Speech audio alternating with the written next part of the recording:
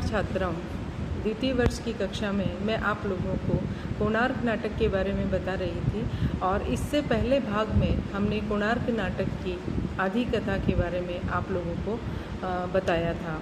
आज हम उसके आगे का भाग पढ़ेंगे, समझेंगे। नाटककार के अनुसार विशु पलायनवादी कलाकारों के वर्ग का प्रतिनिधि है। ऐसे कलाकारों का वर्ग समाज में जीवन के यथार्थ का सामना करने की प्रवृत्ति एवं चेतना के प्रति उदासीन रहता है। अंत में नाटककार ने विशु को यह भी एहसास करवा दिया है कि भव्य मंदिरों के बनाने वाले ये हाथ सारिका और उसकी संतान के लिए एक झोपड़ी भी न बना सके। इस नाटक की चेतना नए कलाकारों की चेतना की पक्षधर बन गई है। इस तथ्य के प्रमाण हैं धर्मपद के वे शब्द जो उसने कलाकार के शोषण के विरुद्ध एवं कला की सार्थकता के अनुषंग में कहे हैं। धर्मपद कहता है कि जीवन के आदि और उत्कर्ष के बीच के एक और सीढ़ी है, अर्थात जीवन के आदि और उत्कर्ष के बीच एक और सीढ़ी है, जीवन का संघर्ष। आपकी कला उस संघर्ष को भूल गई है। अर्थात धर्मपद कहता है कि जीवन जिसे हम साधारण मानते हैं, समझते हैं, वो साधारण नहीं है, क्योंकि जीवन के आदि और उत्कर्ष के बीच में जीवन का संघर्ष निरंतर चलता रहता है। यह शब्द धर्मपद के जीवन की व्याख्या करते हैं। संपूर्ण नाटक रंगमंच के उपयुक्त नाटक है। संवाद पात्रानुकूल है। पात्रों की द्वंद्व और नाटकीय व्यंजनाओं को उभारने में सक्षम और रंगमंचोपयोगी है। संवादों के माध्यम से ही नाटककार मजदूरों, शिल्पियों के कष्टों, सौंदर्य निर्माता की पीड़ा तथा मौन विद्रोह मुखरित कर जाता है। धर्मपद के संवाद इसका प्रबल उदाहरण है।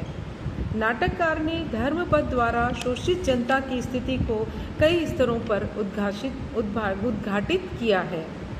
जैसे कि मैं तर्क करने नहीं आया हूँ, मैं तो एक ऐसे संसार की ओर आपका ध्यान खींचना चाहता हूँ जो आपके निकट होते हुए भी आँखों से ओझल हो गया है।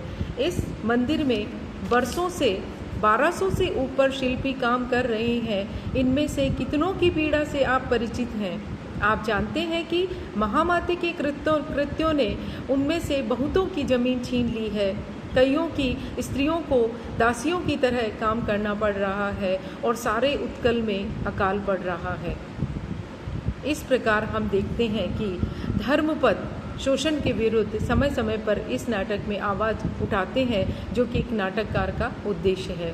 पहला अंक यद्यपि क्रिया शून्य है, किंतु पात्रों की मनस्थिति, नाटक की पार्श्वभूमि और नाटकीय स्थिति को उभारने में सक्षम है।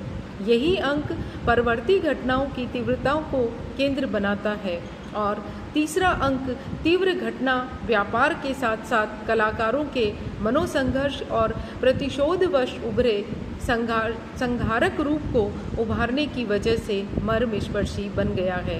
कला आतंकवादी शासक के हाथों नहीं बिक सकती। वह अपनी रक्षा में सक्षम होने के साथ साथ शासक का संहार करने में भी सक्षम होती है।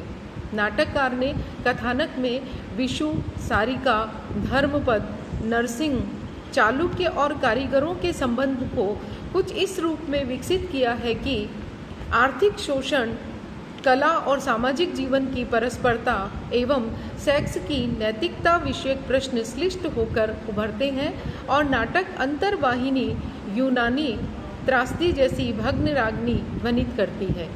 धर्मवीर भारती ने इस नाटक को संकेतात्मक समकालीनता का प्रारंभिक बिंदु माना है।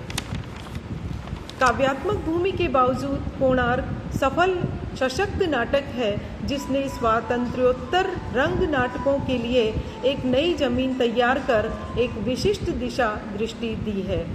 कोणार्क नाट्य परंपरा एक लाइट हाउस है, जिसकी नवल नाट्य धर्मिता और रंग चिंतन ने सभी को प्रभावित किया है। इस प्रकार छात्राओं, हम देखते हैं कि कोणार्क नाटक जो है वो विभिन्न प्रकार की शिल्पियों की समस्याओं को लेकर लिखा गया है और शोषण के विरुद्ध आवाज़ उठाई गई है। इस प्रकार नाटककार जगदीश चंद्र ने अपने इस नाटक के माध्यम से शोषण की स्थिति के प्रति अपनी आवाज़ को मुखर करने का संदेश प्रदान किया है।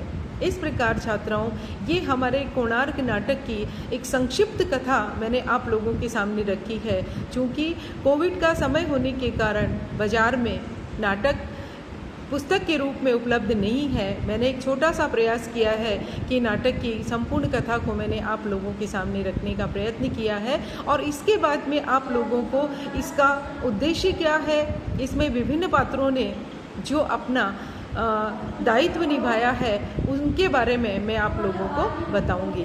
धन्यवाद, नमस्कार।